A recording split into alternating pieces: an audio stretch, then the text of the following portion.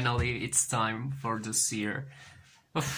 It was such a long way. Things to say, I've already listened to the Seer. Not a lot of times. It was not my favorite Swans album when I listened to it years ago, so I didn't really go back to it a lot. Hope I enjoy it more this time. So let's see.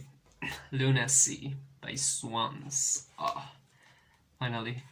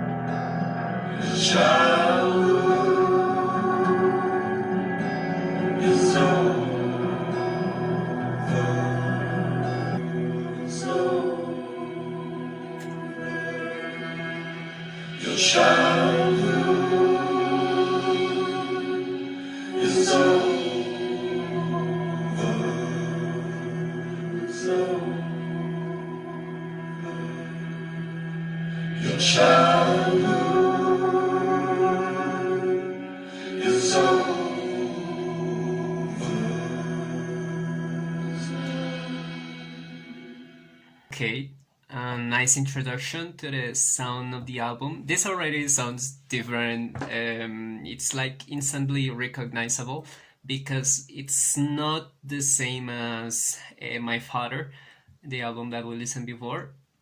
This already feels different, like it's getting you into something big. Mother of the World.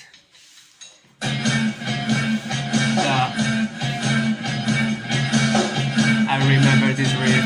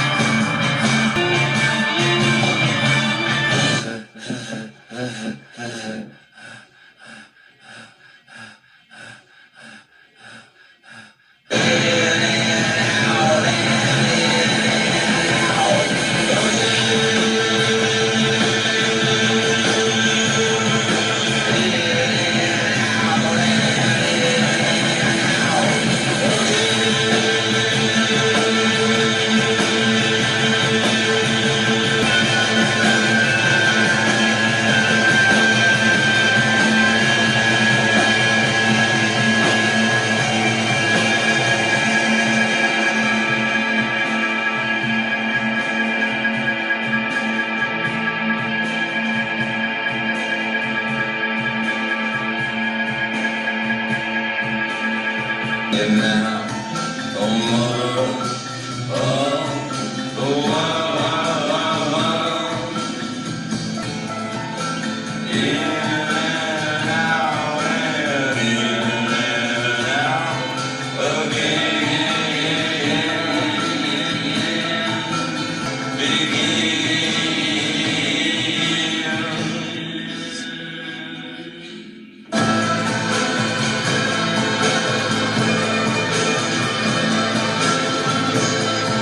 Excellent riff. How this song builds up, it doesn't feel like 10 minutes at all. Um, I was trying to read the lyrics, on Genius to maybe grasp a little bit of the meaning of the song, but the annotations are not particularly good. So, but what I could see is how it describes this kind of need for a mother. Again, topics that we saw in in the past albums, but especially in soundtracks for the blind. It's like he's begging her to destroy everything. So I feel this need of destroy. Reminds me of Black Hole Sun by Soundgarden, where he needs this planet to be destroyed. So it says, "Mother, son, mother of senseless things, mother, come, kill this time as it begins." Now feed me through the power light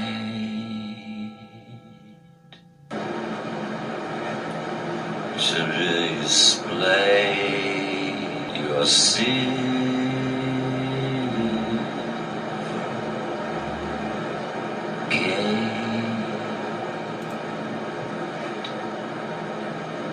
I am proud in flesh.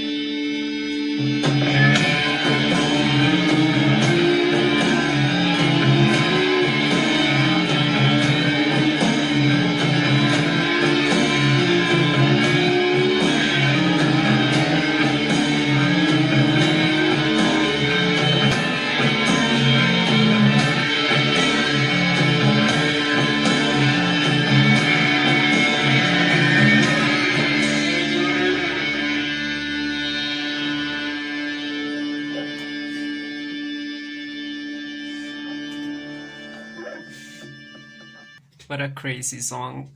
I love how relaxing it feels, even though it is so chaotic and apocalyptic.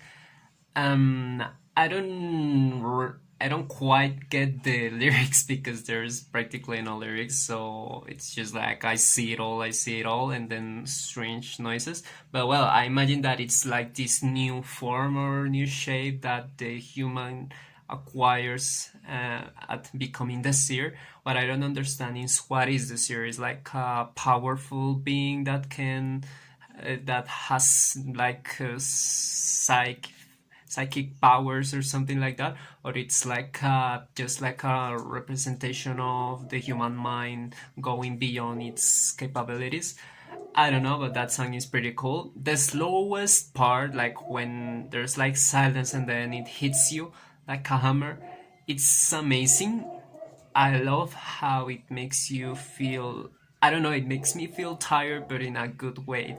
That's not something that a lot of bands can do, like in a good way, because this song actually gives you a reward for being patient. So let's continue with The Sea Returns.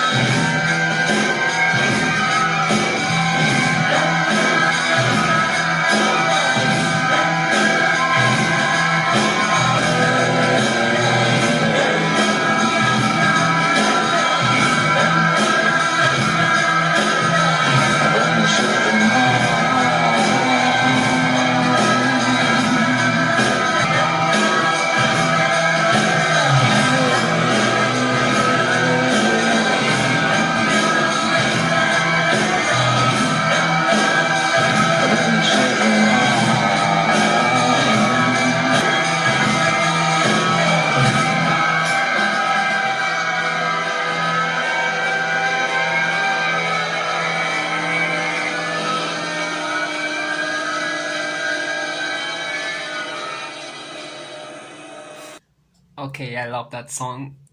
Here it's like I was trying to read the Genius annotations, but they suck if I don't know, for these songs they suck because usually they're pretty good, but here they just say anything.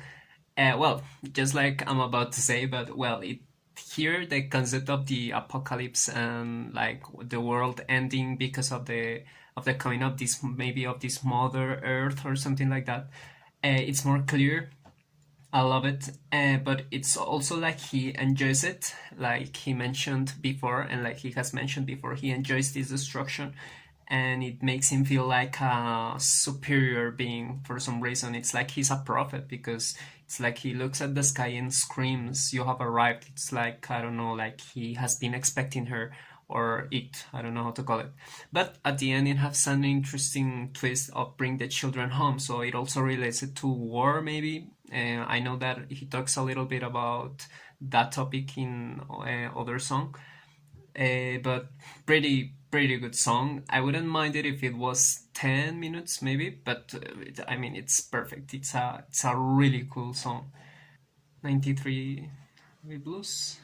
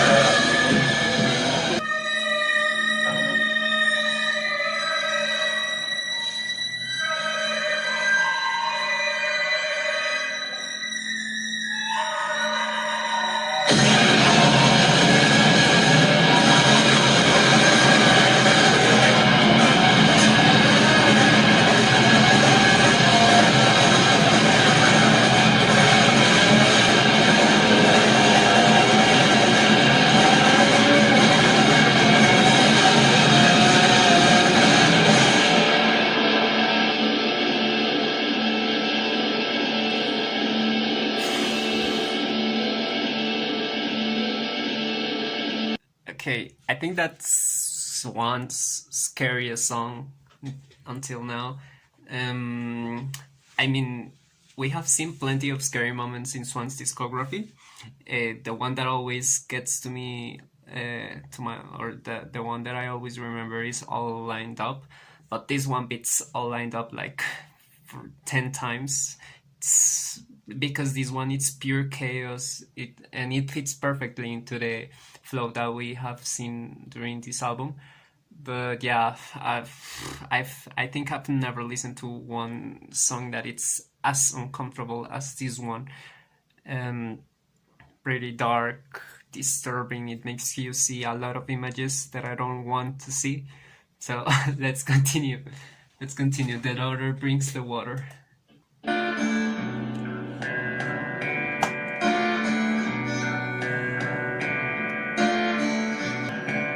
In the sea, the daughter in white water.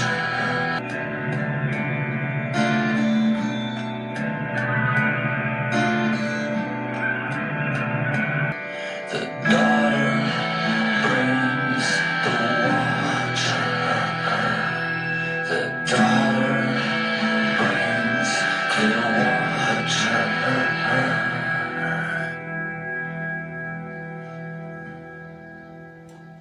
Okay, I don't know how this one connects with the other songs because it's like something completely different. But as well, the instrumental I see it as trying to get you back to a lighter mood because the last one was just brutal. So I think this one tries to set the mood back. Like it's an eerie album, but it doesn't go that far as 93 Abbey Blues, so it takes you back. Like that was the like the worst scenario that we can give you. So go back, at least for now.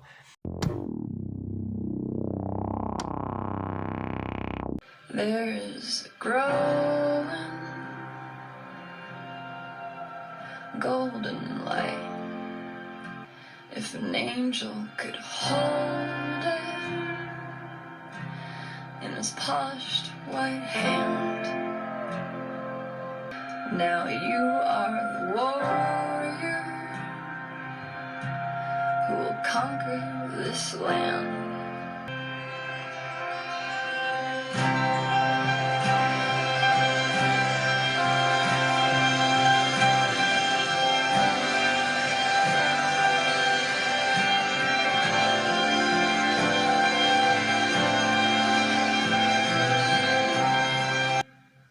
Then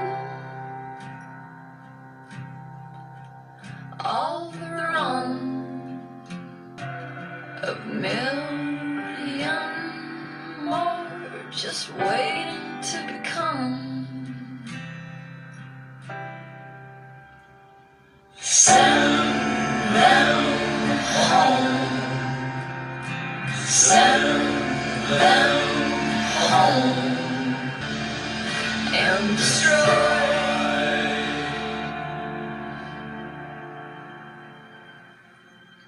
Then begin again.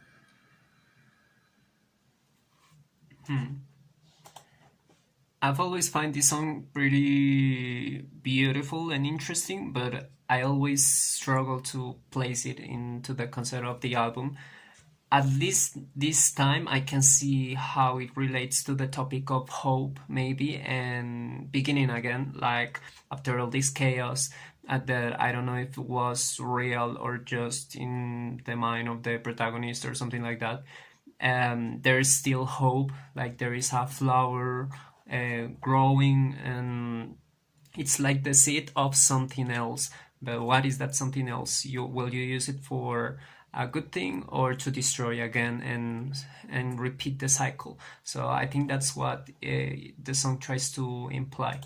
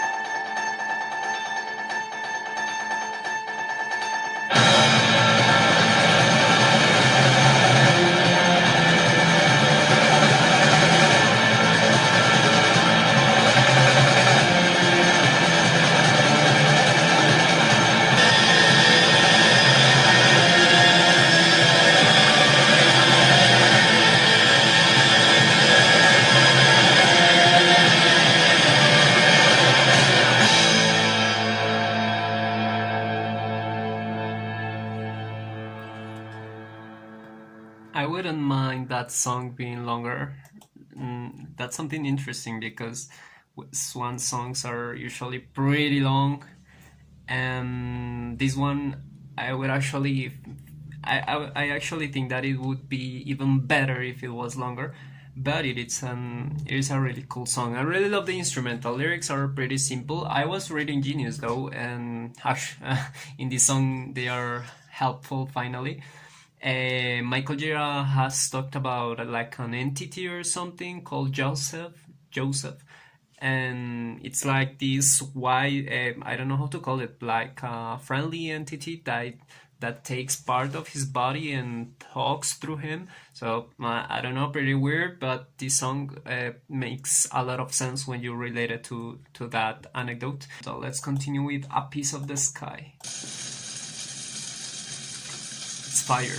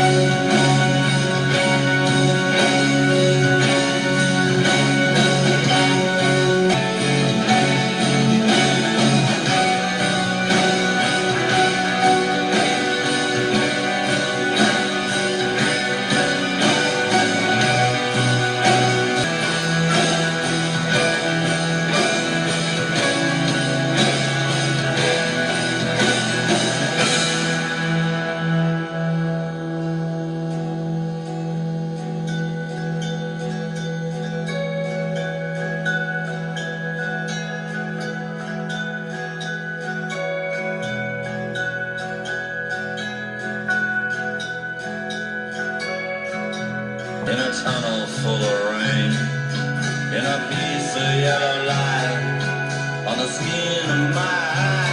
Are you there? In a burning white shell, in the taste of her lips, in the blood of the swans, as the sun fucks the dawn. Are you in there?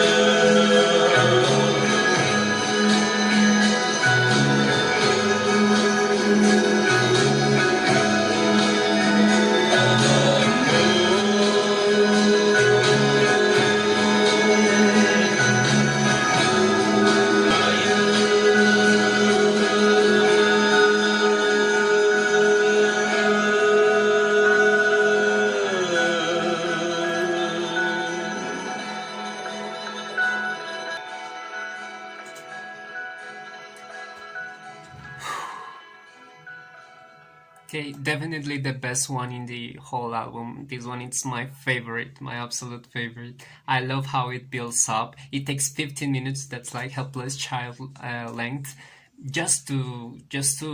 I mean, to create the introduction to this part that I love.